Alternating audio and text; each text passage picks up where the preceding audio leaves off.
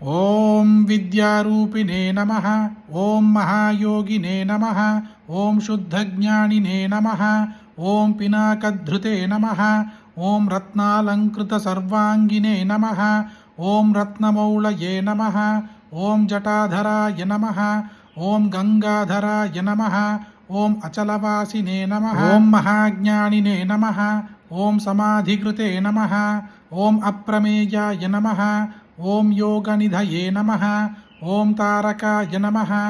ఓం భక్తవత్సలాయ నమః. ఓం పరబ్రహ్మరూపిణే నమః. ఓం జగద్వ్యాపినే నమః. ఓం విష్ణుమూర్తయే నమః. ఓం పురాతనాయ నమః. ఓం ఉక్షవాహాయ నమః. ఓం చర్మవాససే నమః. ఓం పీతాంబరవిభూషణాయ నమః. ఓం మోక్షదాయినే నమః. ఓం మోక్షనిధయే నమః. ఓం అంధకారయే నమః.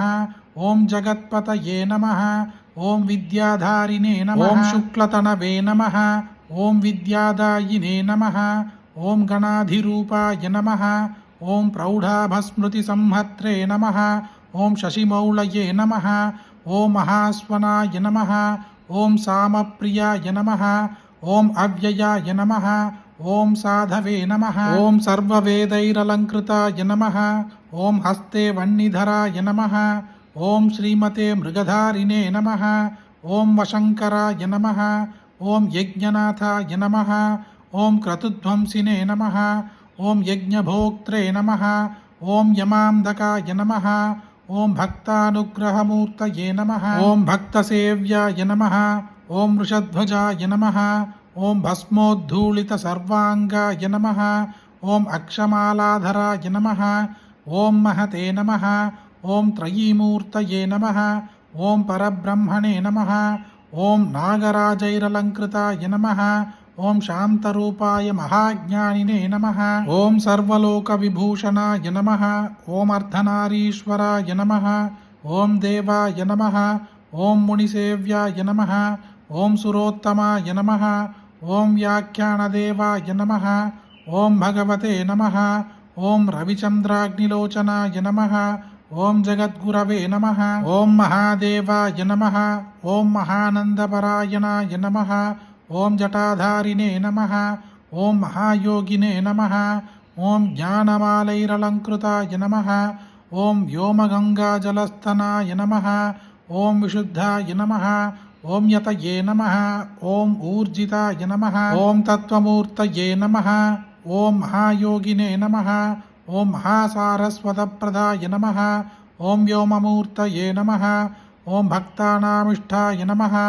ఓం కామఫలప్రదాయ నమః. ఓం పరమూర్తయే నమః. ఓం చిత్స్వరూపిణే నమః. ఓం తేజోమూర్తయే నమః. ఓం అనామయాయ నమః. ఓం వేదవేదాంగతత్వజ్ఞాయ నమః. ఓం చతుషష్టికళానిధయే నమః. ఓం భవరోగభయధ్వంసినే నమః. ఓం భక్తానామభయప్రదాయ నమః. ఓం నీలగ్రీవాయ నమః. ఓం లలాటాక్షాయ నమః. ఓం గజచర్మణే నమః. ఓం గదిప్రదాయ నమః. ఓం అరాగినే నమః. ఓం కామదాయ నమః. ఓం తపస్వినే నమః. ఓం విష్ణువల్లభాయ నమః. ఓం బ్రహ్మచారిణే నమః. ఓం సన్యాసినే నమః. ఓం గృహస్థాశ్రమకారణాయ నమః. ఓం దామ్యాయ నమః. ఓం శమవతాం శ్రేష్ఠాయ నమః. ఓం సత్యరూపాయ నమః. ఓం దయాపరాయ నమః. ఓం యోగపట్టాభిరామాయ నమః. ఓం వీణాధారిణే నమః. ఓం విచేతనాయ నమః. ఓం మతిప్రజ్ఞాసుధాధారిణే నమః. ఓం ముద్రాపుస్తకధారణాయ నమః. ఓం వేదాళాదిపిశాచౌక రాక్షసౌక వినాశనాయ నమః. ఓం రోగాణాం వినిహంత్రే నమః. ఓం సురేశ్వరాయ నమః. ఇది శ్రీ దక్షిణామూర్తి అష్టోత్తరశతనామవళి స్తోత్రం సంపూర్ణం.